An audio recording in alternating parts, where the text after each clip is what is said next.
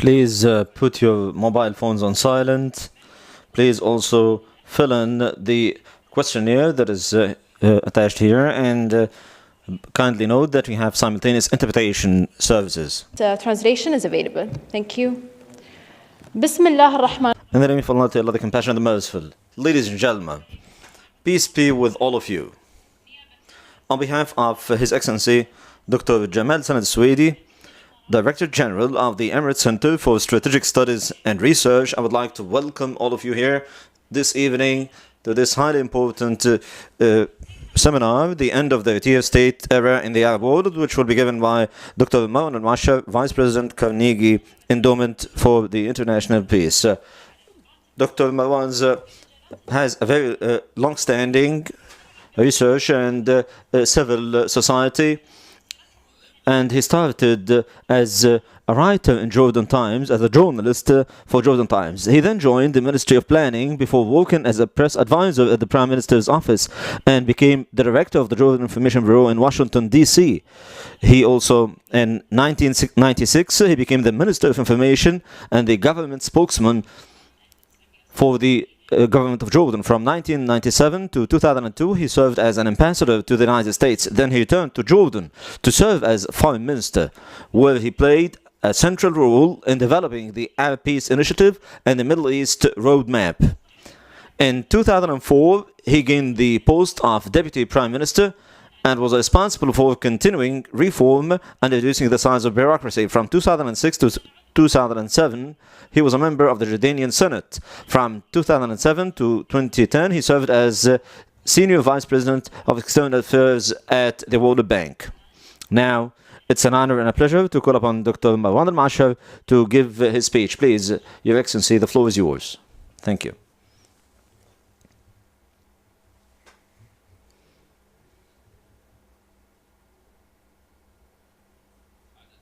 Your Excellency, Dr. Jamal Swedi, ladies and gentlemen, I would like to welcome all of you. It's an honor and a pleasure to be here with you today in the United Arab Emirates. And now we remember the centennial anniversary of the late Sheikh Zayed, who was a really far-sighted leader and had wise leadership, which had a great impact on the development that the UAE is witnessing nowadays. I would also like to express my greetings for His Highness Sheikh Khalifa and His Highness Sheikh Mohammed bin Zayed and our brotherly country, the UAE.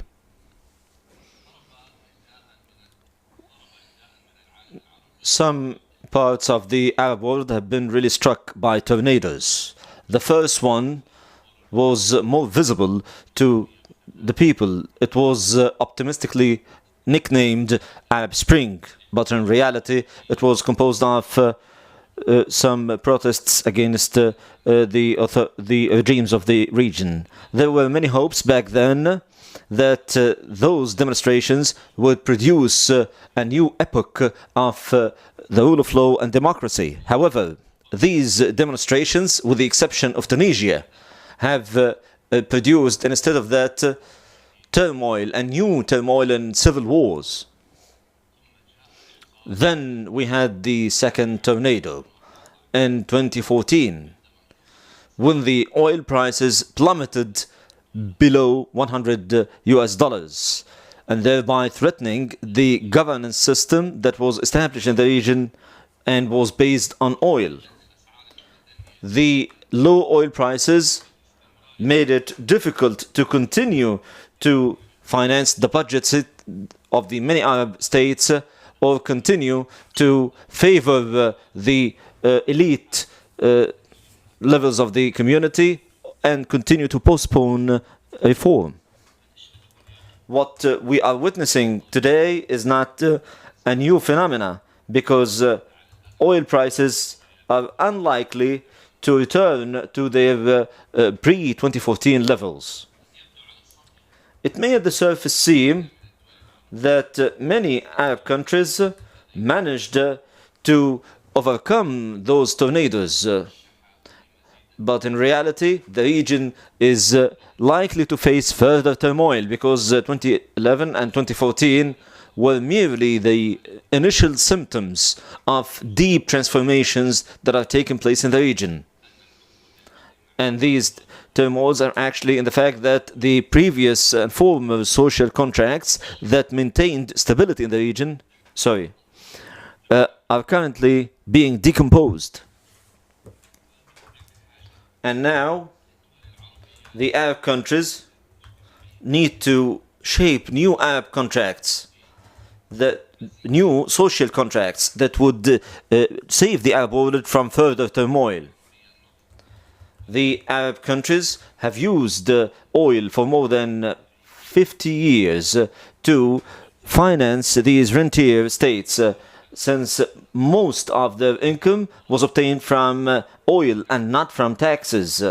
And these resources were resulted either from selling oil by oil exporting countries like Algeria, Bahrain, Libya, Qatar, Oman, the United Arab Emirates, the Kingdom of Saudi Arabia, or through external aid and the remittances of foreign expats, or expats like Egyptian expats and expats from Tunisia and Jordan.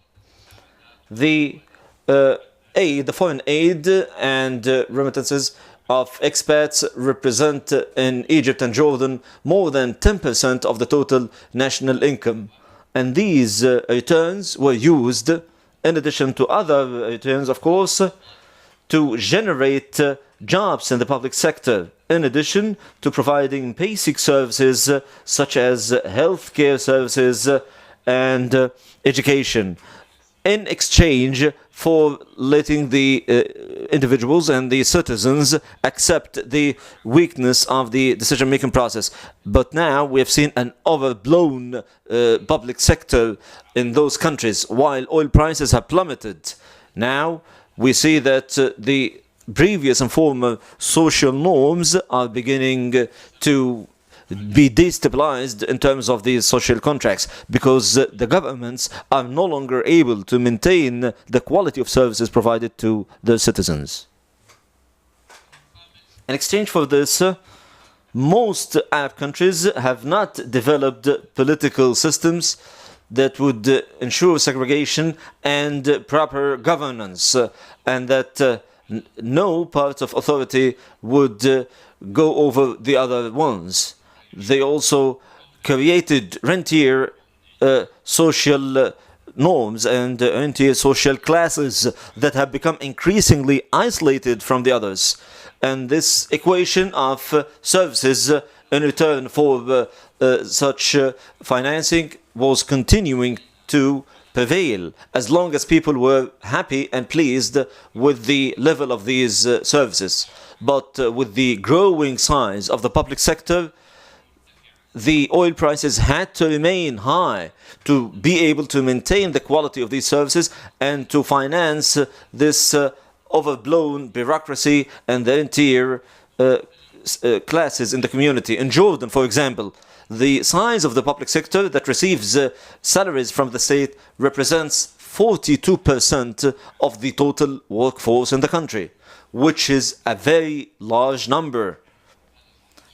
While the energy subsidies provided by the Jordanian government represents 11% of the total GDP in Egypt, and 10% in Saudi Arabia, and 9% in Libya, and 8% in Bahrain, and the United Arab Emirates, and Kuwait.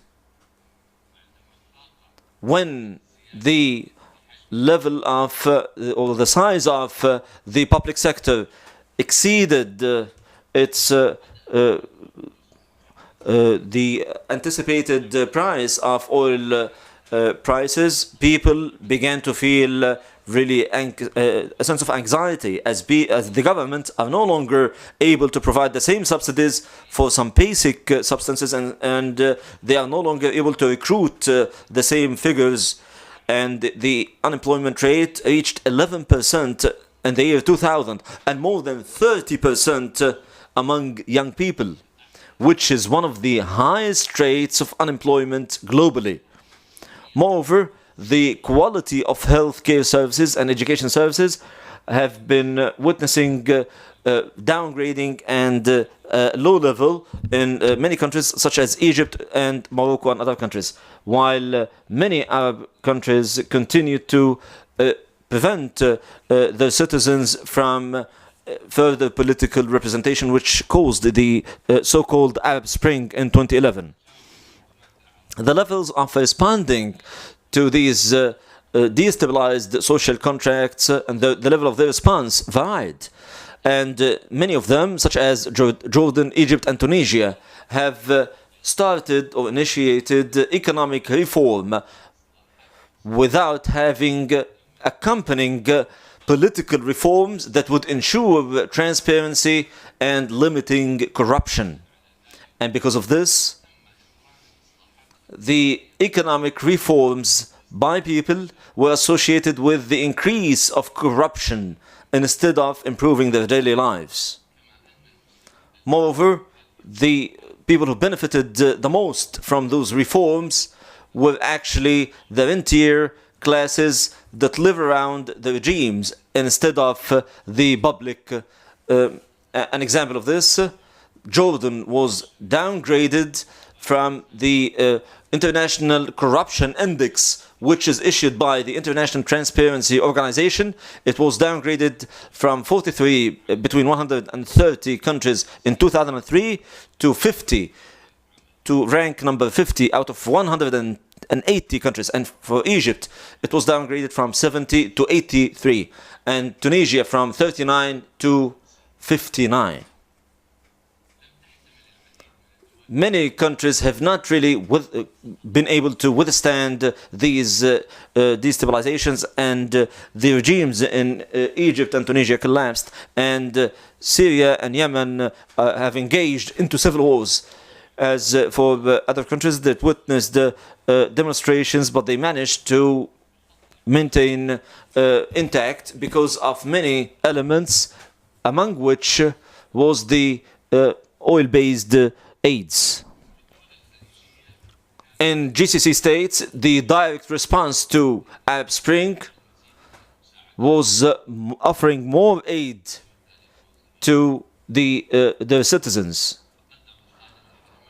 The custodian of the Holy Shrines back then, the late King Abdullah, may Allah bless his soul, provided 130 million USD in terms of aids, while Kuwait gave every single citizen around 3,500 USD, and Oman provided 30,000 new jobs and increased scholarships by 40%. But in Jordan and Morocco, both of them introduced constitutional reforms that represented a wider range of political representation for the public, but they have not amounted to a fully balanced political system. If we accept that the absence of governance and the issues with governance was one of the main causes of Arab Spring, it was necessary to learn from the 2011 lessons. The primary lesson was the need for developing modern systems that would go hand in hand with the necessary economic reforms and develop this system of segregation of authorities. But this has not happened, except in Tunisia. But also many countries felt that they have overcome the developments in 2011, and they continued the management of their countries according to the old social norms and social contracts that caused these demonstrations in the first place. Then we witnessed the developments in 2014. In August of 2014, oil prices plummeted below 100 USD per barrel after it exceeded 140 USD in 2010. And the oil the rate reached 30 USD in 2016. Now it's around $75 per barrel. One of the countries that was affected the most by this was the Kingdom of Saudi Arabia, which was in need of keeping the oil prices above 85 to avoid any kind of default in its budget. And this impacted the external aid that it was given out to other countries, in addition to the aid and donations that were made by the UAE and Kuwait to some Arab countries, neighboring Arab countries. The direct impact of these developments was that the oil exporting countries have become unable to maintain those rentier systems, and the oil importing countries have also become unable to continue relying on the aid and donations of oil exporting countries or the remittances of expats to maintain the rentier systems as well. It is very important to notice that the end of the high oil prices caused a renewal of demonstrations in Jordan, and another wave of further representation and demand for political representation in Saudi Arabia was initiated because of this. It is important to look at these examples as oil importing and oil exporting countries to be able to fully comprehend the post-Rentier era in the Kingdom of Saudi Arabia. These developments and the plummeting oil prices coincided with the rise of the new leadership of the country, particularly His Highness Prince Mohammed bin Salman, the Crown Prince of Saudi Arabia. Saudi Arabia is now aware that it cannot sustain giving out the donations it used to make in the past. The deficiency in the national budget reached 61 billion USD, or around 9.2 of the total GDP in Saudi Arabia. The Kingdom of Saudi Arabia expects this deficit in its budget to continue to exist until 2023, at least until 2023. And therefore, Saudi Arabia started removing subsidies for some goods and services. And the Kingdom of Saudi Arabia declared an expansive budget for the year 2018, but it has not explained how it's going to finance this expansive budget. And it also suspended the donations of aid given to Jordan for almost 3 years, and reduced dramatically the aid and donations it made to Egypt. Saudi Arabia also introduced a massive social reform in which women were allowed to drive cars, and reintroduced cinemas, reopened cinemas, and limited the authority and impact of religious police. All of these steps made His Highness Sheikh Mohammed bin Salman gain a great deal of popularity and among young people. But this does not mean that it will reform all these issues, as we still have 35% of unemployment among young people in Saudi Arabia. Will the new generation in Saudi Arabia accept social reform only to balance the painful economic reforms, or will they ask for more? In Jordan, the reduction of Arab aid and the reduction in the remittances from expats, especially from the GCC, it has become a major threat for the government to sustain its rentier economic system as well. Jordan is marked by the royal system, which is highly legitimate and has great legitimacy among all social classes. Yet there are genuine demands for adjusting the way of governing the country, especially in the wake of the failure of the previous system to deal with the new challenges. The rentier system in Jordan made the public debt reach 96% of the national GDP. It's a massive figure. Moreover, not focusing on production made the unemployment rates grow and reached 18.5% now. and more than 30% of unemployment among young people. The economic approach and the purely economic reform is no longer accepted among many social classes, especially among young people who are calling for holding corrupt people accountable and giving young people more representation. Tunisia is now a unique exception, not in terms of overcoming economic and political difficulties and also security difficulties, as it is really facing major difficulties, but it's an exception in terms of its ability to accept a new social contract which ensures that all the social classes are protected in the community and will be protected from any authoritarian approach, and this is based on equal citizenship and balancing powers. This is the primary lesson from both tornadoes that have struck the region.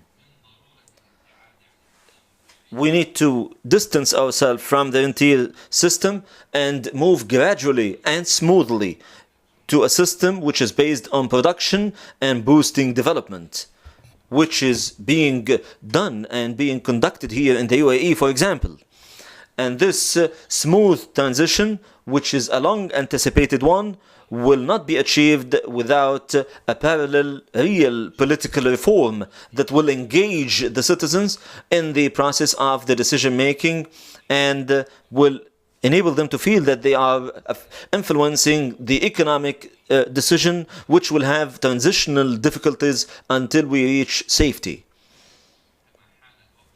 Now it's high time to empower women in the Arab world and to admit that it has to be held fully equal to the counterparts of men. The participation of women in the region is one of the lowest rates worldwide. It stands around 32% compared to 58% globally. There are countries which have a lower rate for women's participation in the workforce, below 30%. In Jordan, the participation of women in the workforce is 13%, which is a very low number. Not to mention the need for diversifying the sources of income and reducing reliance on oil and benefiting from technology to move into the knowledge-based economy. The governments of the region cannot continue to conduct the same approach as the key employer of each country. In order for the private sector to assume this role, it is necessary to provide the conducive legislative environment that will empower the private sector, particularly SMEs, to recruit and to hire more people. It is also very important to assist low-income social classes to work in the private sector by genuine and continuous improvement of healthcare systems and educational systems in the region, and encouraging critical thinking and providing a conducive environment for innovation and creativity. This will require several decades, even if we start working on all of this today. The first step, in my belief, is introducing new social contracts that will redefine the pillars and foundations of the communities, and they will be shaped within the social components themselves. We don't have any other choice in the region. The headache of change will be much better and more tolerable than the cancer of status quo. Thank you very much. Peace be with you. We'd like to thank His Excellency Dr. Marwan Al-Muasher for this wonderful lecture. Now we will open the floor to discussion. If you have any questions, please stand up, introduce yourself, and pose your question briefly, so we will take as many questions as possible, please. Please, Dr. Khalid.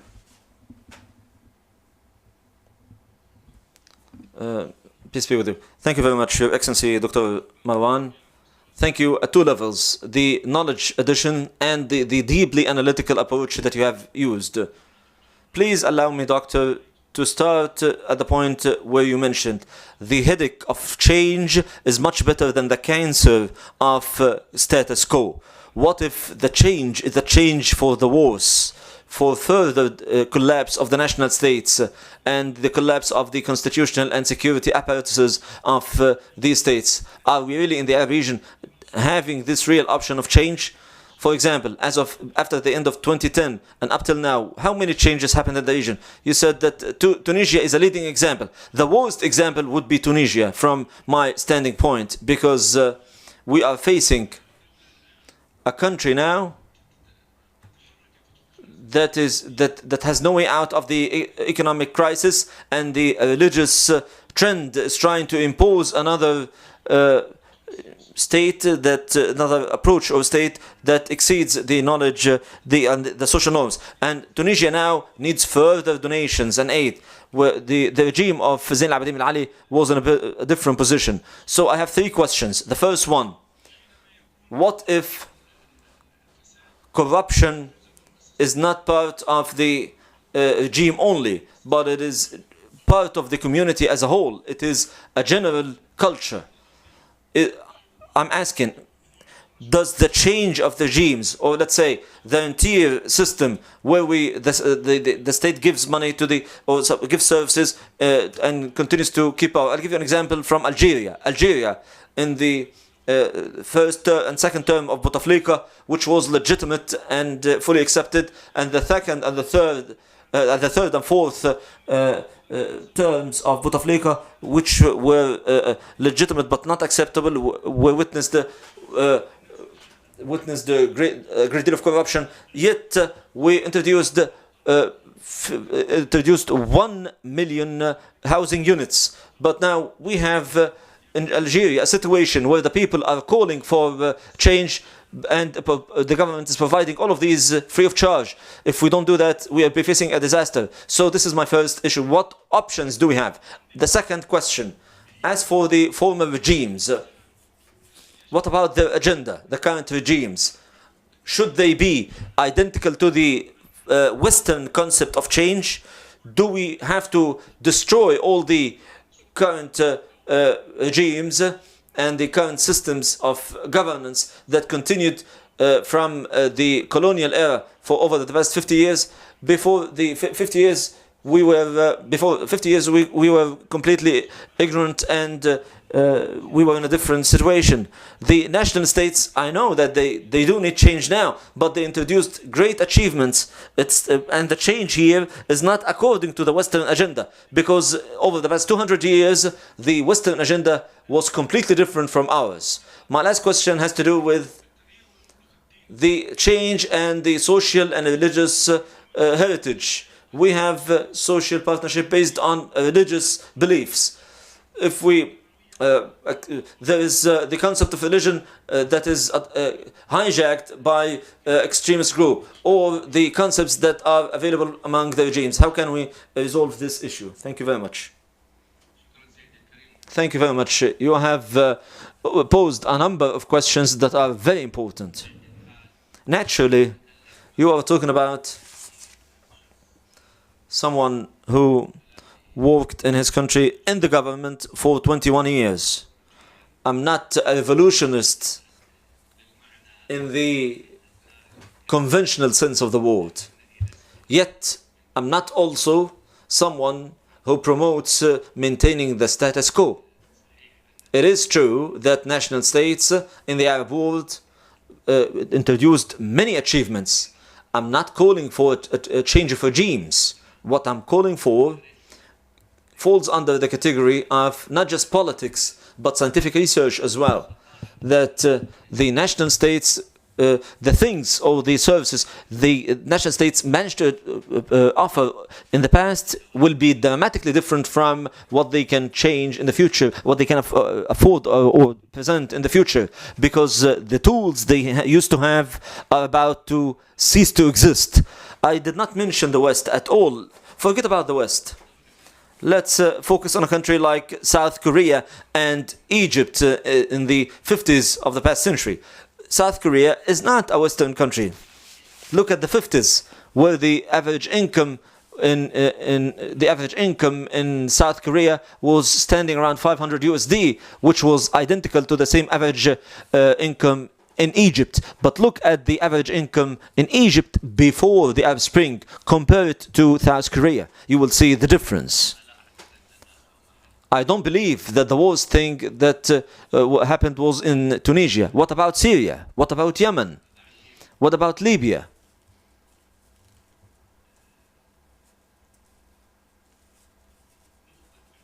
I believe it's a mistake. And I'm here talking from a secular perspective. I'm a secular individual who is really befriending religion, and I'm not against religion. But if we depict this situation as a confrontation or war between the civilian and the religious trends, the winner in this battle will be the dictators only. This is not a zero-sum game. This has to be a competition for change and political and intellectual pluralism. Otherwise, the Arab world will have no future at all, in my opinion. I want to defend the peaceful religious trend, the peaceful one, and not the terrorist, and not the blood shedding trends such as ISIS and so on. No, I'm not talking about terrorists. I'm talking about the peaceful religious trends. We should not really exclude them, because if we exclude them, they will exclude us as well. So the battle in the Arab region is a battle for pluralism, peaceful pluralism at the intellectual and political levels at all times. I believe we should not depict this as a confrontation with a specific trend or a specific group. I would like to introduce a gradual plan for change. As I said at the end of my lecture, this plan will take several decades to be implemented. I'm not talking about the change we witnessed in Egypt and Tunisia. And let me focus on Egypt, because the demonstrations is one thing, and transforming the demonstrations into building the state is a different matter. So if we say that the situation was better before the Arab Spring, so let's turn back the clock to the pre-2011 era and continue to resume the old approaches. I do not support this concept. Otherwise, there are some people who would say the times of British colonialism and French colonialism, it was much better. Should we call them back to our countries? We need to develop ourselves, to develop our capabilities within a number of criteria. Why has the UAE succeeded? And I'm not really trying to praise them, but this is the fact. This is the reality. Why has the UAE managed to achieve all of these developments and progress, not just at the economic level, but at the social level as well? Not just because they had oil. There were other oil-rich countries, but because they respect the rule of law. I'm not talking about democracy. There is the respect for the rule of law. UAE citizens are treated with respect just like expats, and both of them are being treated equally in front of the law. Can we say honestly that do we have a rule of law in other Arab countries, most Arab countries? This has absolutely nothing to do with the West. Forget about the West. Don't Arab citizens have the right to enjoy the rule of law in an obvious manner, so that the law would not differentiate between citizens and would not differentiate between males and females among the same community? They do have the right. So we have work to do. We have a lot of things to do. But if we say we wish that things were remain the same way they used to be before the Arab Spring, I believe this equation will not have a positive impact, in my opinion. Thank you very much, Your Excellency. Now we'll take another question, please. My name is Tajuddin Abdel Haq. I'm a journalist. in RAM website. From your position as a witness to the Arab Spring era, and in light of the lack of reform in Jordan, do you believe that this will cause the status quo and the difficult situation there will have a negative impact in the sense of what is being promoted in terms of the deal of the century? Will there be a political repercussion to overcome this deadlock in Jordan? Thank you. Many things were said about the deal of the century. Until now, we don't know, nothing was declared actually about this deal. If all signs do not show that this will be a glad tiding for us. First, the current or incumbent American administration believes in a naive manner. I don't want to use harsh words. They think that they can go around the Palestinian cause through their relations with some Arab countries, and that the joint element or common ground with Iran will enable them to do that, and will enable them and will allow them, or will allow some Arab countries to accept a deal that excludes the eastern section of Jerusalem and do not meet the minimum rights of the Palestinians, under the pretext that the fight against Iran is now the defining element for shaping the relationship with the entire region. So this concept is not just wrong. It also shows that the American administration does not understand the region in the proper manner. This concept that an Arab leader, whoever he is, can tell his people that there is a deal, that a peace deal or a peace agreement that will exclude Jerusalem and that does not require the approval of the Palestinians, but I believe that we will approve of it. Do you think that any Arab leader can say such a thing? I believe that the American administration has begun to understand this. They thought that the relation with some countries like Saudi Arabia, Egypt or Jordan was sufficient to bypass the Palestinians. They found out that it's not that easy, and that the deal of the century that it talks about will not be approved by any of those countries. Now it is working on a plan that does not have to do with the deal of the century. Now it is implementing this agreement without a declaration. The first step was moving the American embassy to Jerusalem. Then it started by stopping or suspending aid to the Palestinians and shutting down the Palestinian Liberation Office in Washington. All of these steps were implemented without declaring any deal. Even declaring this peace deal, it may be done, I don't know. But there are many problems. Because on the day set for declaring this deal, all Arab countries jointly, in addition to the Palestinians, will reject this deal because it does not have the bare minimum of the Palestinian requests and demands. That is why I believe that the American administration says or believes that it can do whatever it wants with and implement it on the ground regardless of declaring this deal. They are implementing a plan. Now, will Jordan pay the price for this? I believe it won't. It is true that Jordan is facing a major economic crisis. Still, there is a difference between going into an economic crisis and committing political suicide. There's a difference between crisis and suicide. A crisis is much better than suicide. So, I believe, this is my opinion, His Excellency the Jordanian ambassador is here and he can answer this question. I don't think that there's a single Jordanian citizen who wants the Palestinian cause to be resolved at his own expense,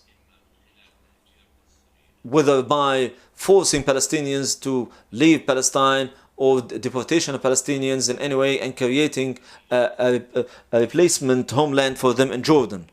No Jordanian will accept of this, whether they are living in the east, nor whether they come from Palestinian origins. There is a consensus in Jordan that this is impossible to do.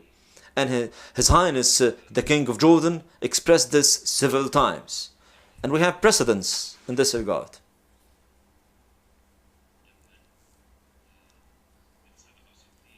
In 1967, we knew about that in Jordan. We knew that being part of the battle will make us lose the West Bank. It was quite clear. We did not have a major military power or anything. But it also made us lose more than 50% of our income. Yet, the economic elements were absent. There were different elements that caused this situation. Today, we are facing a similar situation. Regardless of how difficult the economic crisis is, I don't think that Jordan will accept, neither the king nor the people will accept what is being rumored about putting Jordan in a difficult situation and forcing it to accept this deal. We will have one last question.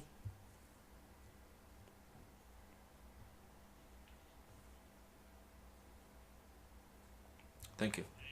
At the beginning, I would like to express my appreciation and gratitude to His Excellency Dr. Jamal Sanad Swedi, who gave us this wonderful opportunity to listen to this highly valuable lecture by His Excellency Dr. Marwan Al-Muasher.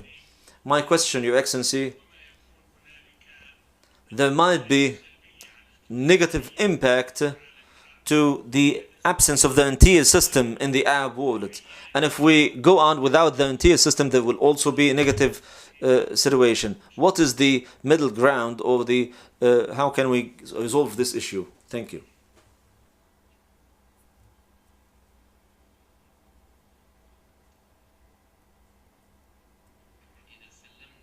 If we accept, because not everybody accepts, but if we accept that the Rentier system is about to disappear, it will cease to exist. And if we accept that the current situation in the many Arab countries is not a sustainable one, I don't want to talk about other countries, but let me talk about Jordan. When we have 96% of deficit and public debt, and when countries are no longer able to recruit or employ other people, this means that the entire system is unsustainable. And the Jordanian government have acknowledged this in public. This is not something that I'm making up. So, if we also take it for granted that public demonstrations and demonstrations by many people, not just in the Arab world, do not really result into establishing new entities. Demonstrations can express the anger of people, but in most cases it cannot translate this anger into a corporate or institutional work that would have a positive impact. So, in my opinion, the optimal solution is to have this social acceptance and coordination between the ruler and the subjects to accept a mid-term plan to get out of this difficult situation. Because now we don't have any plan that cannot save Jordan or any other country from the bottleneck overnight. But what about the elements of this plan?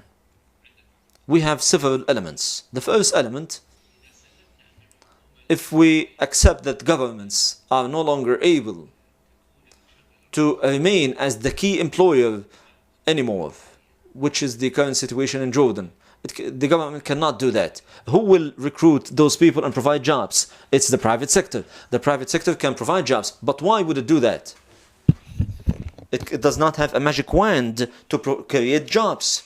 So, we need to change the legislative environment to enable and empower the private sector to generate real jobs. We need to change the educational environment as well, because the level of education that we have now in many Arab countries, including Jordan, is unable actually to produce a large number of graduates who can work in those countries. That is why the government is accommodating them. So, if we want to have people who are capable of working in the private sector, we need a different educational system. In the UAE, you have already initiated this new education system. You started creating a new generation that has the critical thinking abilities and which is capable to be innovative and creative and accept facts as they are and accept different opinions and not imposing their opinion as the only correct one. All of this has become basics and basic principles to work in any job apart from government jobs. So the healthcare environment is also important. I believe that we need to provide comprehensive healthcare insurance and healthcare insurance for every single citizen, and to provide them with all the elements they need to work in the private sector. This is one element. The second element is citizenship, and I talk about this frequently. Equal citizenship right is no longer a luxury. Every citizen has to be respected as a full citizen who has the same rights and obligations. Now, if we talk about, let's say, the situation of women in Jordan, this is an unsustainable situation. It's unacceptable. I don't want to talk about the cultural differences or variations. There are different variations and differences. I'm talking about the legislative side. In the eye of the law, men and women have to be equal. It is unacceptable to see laws that discriminate against women. I don't know the situation in the UAE, but in Jordan we have 13 laws that discriminate against women. This is unacceptable, including the diplomatic corps system.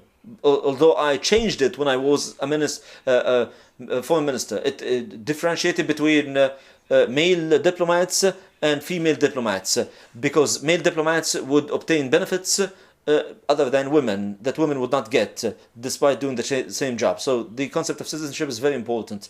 The following element is building establishments and ensuring balance. When we want to ask citizens today to continue for 10, 15, 20 years, I want to ask them to make economic sacrifices. And I will do that. After the end of the Rentier system, I don't have any other option. I need to ask them to offer economic sacrifices. And at the same time, I'm not engaging them into the decision-making process at an acceptable level. Forget about Western or Eastern democracy. I'm just talking about engaging them into the decision-making process at an acceptable manner. So you'll be asking me, citizens will say, you're asking me to make all of these sacrifices and not engaging me. This is what's happening in Jordan today. Jordanians are being dealt as people who have to be just taxpayers, and they are no longer able to do that. There is a system, a host of political and economic and social procedures that the community needs to have consensus on in a plan that would continue for 10, 15 or 20 years. We introduced the system in Jordan, and this is not a theoretical approach. In 2005, His Highness the King introduced the national agenda through a committee, and we had a host of economic and political procedures. Yet, they were not fully deployed because the conservative forces in Jordan stood against it and rejected the change that may make them lose some of their benefits and perks. So they stood against it. Okay, back then we managed to stop them because we were relying on external aid and money that were poured into our budget without working. But now the situation is different. Now, you already know that we have not received any donations over the past 3 years from the GCC. We received from the United States, and now the United States will no longer give us the same donations. So now we have to rely on ourselves. Self-reliance does not mean generating more money by levying taxes. It has to be based on a comprehensive system and a host of procedures that have to be gradual. Once again, I'm not a revolutionist, and I don't believe in revolutionism. I believe in gradual change to achieve smooth and safe transition, because I believe the current situation is unsustainable. Thank you very much, Your Excellency. Now we are not able to take any more questions. If you have any brief question, please, one just brief question, because we have 3 minutes only. 3 minutes.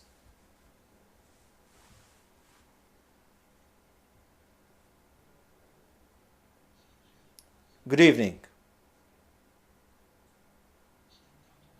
I enjoyed a lot this wonderful lecture by His Excellency Dr. Marwan Al-Muasher, the Vice President of Carnegie Endowment for International Peace. Actually, the title of the lecture itself was very exciting for me. The End of the Rentier State Era. I read it at the beginning as the Spring Era, but when I looked it up in the dictionary, I found out that the term rentier is economic reliance on a single pillar or a single source of income, such as the UAE's reliance at the beginning of its establishment on oil. I was looking and hoping that the UAE's experience in this regard would be the key subject in this lecture, because the United Arab Emirates has managed actually to make a smooth and gradual transition and a well-studied scientific methodological transition from the single approach of the single source income and economy to a very diverse economy where we have multiple sources of income. I can safely say that until the year 1971, the UAE was relying on oil and the income it received from oil with a percentage of like 99.9%. Now, after the late Sheikh Zayed, God bless his soul, with his sound mentality and his wisdom, used the skills of Emirati economists, he managed to transform the economy from an oil-based economy into and made it rely on different pillars and different sources, and the percentage of oil in term from the economic income or the GDP moved from more than 90% now to 40%, down to 40%. That is why we managed, even when oil prices plummeted, we were able to rely on other sources, and we did not take any loans. Actually, we offered loans and aid to other countries all the time. What happened is that this experience relied not only on economic projects, but on investment in human capital, the Emirati human capital. The late Sheikh Zayed focused heavily on ensuring that UAE nationals would study domains that were away from oil. I really wished that the experience of the UAE and this global model would be the subject of the title of this lecture, or at least it would receive a major part of your wonderful lecture. Thank you very much. Thank you very much. I agree with you. I fully agree with you in terms of the experience of the UAE. I'm not an expert in the Emirati affairs, and this may be a drawback in my own knowledge, but